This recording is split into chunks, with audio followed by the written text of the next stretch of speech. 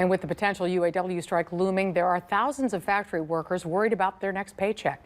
13 Action News reporter Megan Daniels has the story. Megan. I caught up with a man who covers the auto industry, and he says everyone is following these negotiations closely, but he isn't worried quite yet. He says we see a strike of this caliber about every 4 years or so, and he doesn't feel it's something to panic about quite yet. But it is important to understand a strike is possible, and the effects of a strike can ripple throughout the entire economy. It would clearly have an immediate impact on spending. Consumers affected by the strike would stop, spending as much money on household goods, cars. Maybe they'd put off, plans to buy a new house or to move.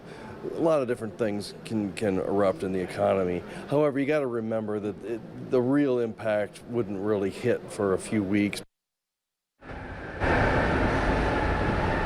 And Philip tells me that while the UAW and the Big Three are keeping negotiations behind closed doors, he's confident they will reach an agreement within the next 24 hours. Diane?